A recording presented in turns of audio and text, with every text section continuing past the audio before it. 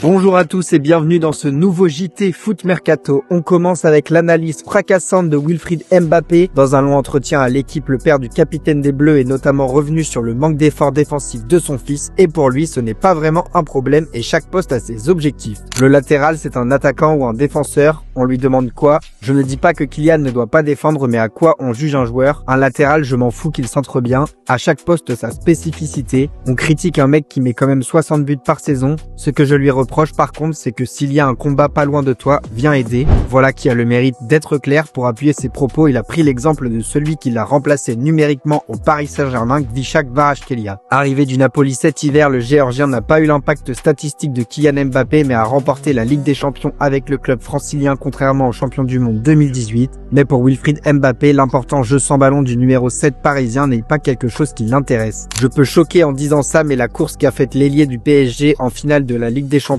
à la 90e minute, je m'en fous. Kylian, ce n'est pas son jeu. Il fait des choses que les autres sont incapables de faire. Ce n'est pas pour autant qu'on va dire que Varane ne met pas 60 buts par saison. Donc chacun se positionne comme il veut, mais je fais partie de ceux qui ne diront jamais ça aux attaquants. Et pas parce que c'est mon fils. Je ne dis pas qu'il faut pas défendre, mais s'il ne doit faire que des replis défensifs, on n'est pas dans la même pièce, a-t-il déclaré. Une prise de position forte du père de Kylian Mbappé qui ne veut pas voir un coach dénaturer le jeu de son fils en lui imposant trop de travail défensif. Didier Deschamps et Xabi Alonso sont prévenus.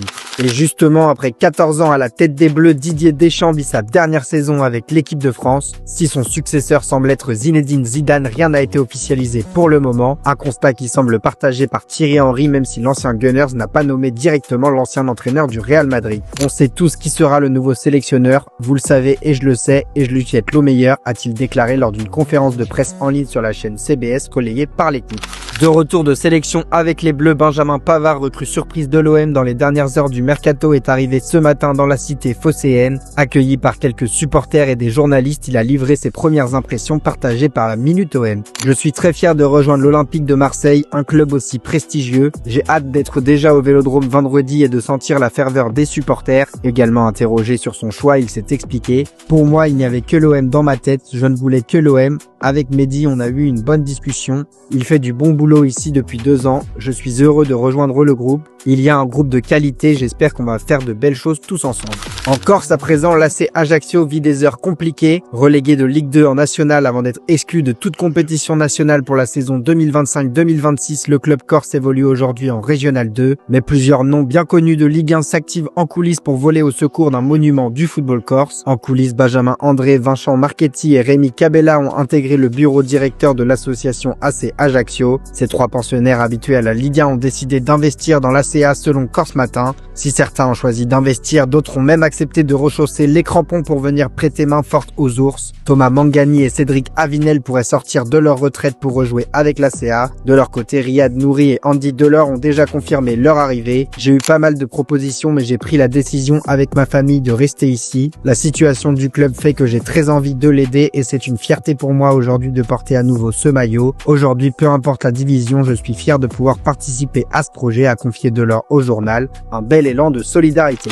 Après vous avoir révélé lundi quelques exemples de tentatives osées de clubs français qui n'ont pas fuité durant l'été, à l'étranger aussi, les clubs ont également tenté quelques coups et là encore, il y a du beau monde. À commencer par l'attaquant de l'Olympique de Marseille, Amine Gouiri. En toute fin de mercato, le Bayern Munich avait placé l'attaquant international algérien sur sa shortlist. Mais Gouiri voulait rester à Marseille et s'imposer, tandis que le club allemand a finalement décidé de miser sur Nicolas Jackson. Autre offensive du championnat de France convoité cet été, Malik Fofana. Si le nom de la pépite belge de l'OL a circulé à Everton, Nottingham Forest, Liverpool et Chelsea, un autre club anglais a poussé en coulisses pour tenter d'arracher l'attaquant lyonnais dans les 2 derniers jours du mercato, Manchester United. Bien que tenté par l'idée de rejoindre le club mancunien, le club anglais attendait juste un signal du père du joueur pour lancer les hostilités et celui-ci n'est jamais venu. Autre dossier caliente de ce mercato, Elias Benseghir. En effet, l'ancien monégasque désormais à Leverkusen aurait pu signer dans un autre championnat et cela ne s'est pas joué à grand chose. À quelques heures de son départ au Bayern, une approche de Chelsea est venue remettre en perspective toutes les certitudes de l'international marocain. Ce dernier dernier a alors pris le temps de peser le pour et le contre et a finalement décidé de rejoindre l'Allemagne. Un autre dossier a trouvé son épilogue le dernier jour du mercato, Randal Kolo Muani. Si la Juventus a songé à récupérer l'international français, c'est Tottenham qui a finalement raflé la mise. Pourtant, l'attaquant de 26 ans aurait pu choisir une destination plus exotique. L'Arabie Saoudite avait fait de l'attaquant des Bleus une cible prioritaire du dernier mercato estival, mais l'ancien Nantais voulait absolument rester en Europe.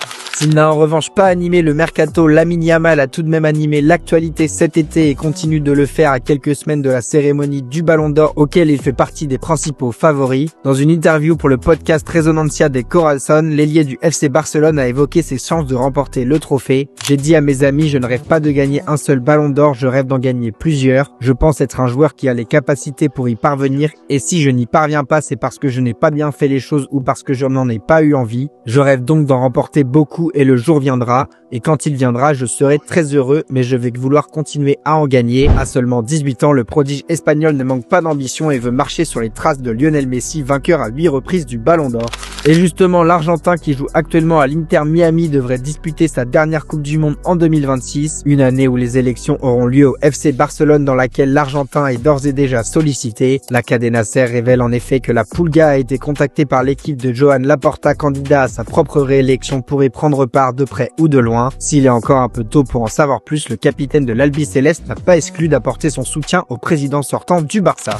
Autre joueur de l'Albiceleste, Leonardo Balerdi, est pointé du doigt après la défaite des siens face à l'Équateur à l'occasion des qualifications pour le Mondial 2026. Déjà en difficulté en début de saison avec l'OM, le défenseur ne s'est pas rassuré en sélection. Titulaire lors de la défaite 1-0 contre les Équatoriens, les médias locaux qui avaient volé à son secours avant la rencontre n'ont pas été tendres. C'est notamment le cas de Taik Sport qui lui a accordé la note de 5 en ajoutant un commentaire. Il jouait bien jusqu'à ce que Valencia le bouge et qu'Otamendi soit expulsé. Il défendait en 1 contre 1, s'est découvert et il a pris des risques. Son jeu était très faible, l'Argentine a une bonne défense centrale, mais c'est parce qu'elle compte sur Cuti Romero et Lisandro Martinez pour assurer la défense pendant longtemps, a même ajouté le quotidien argentin. Nouveau coup dur pour le défenseur olympien à l'approche de la Ligue des Champions.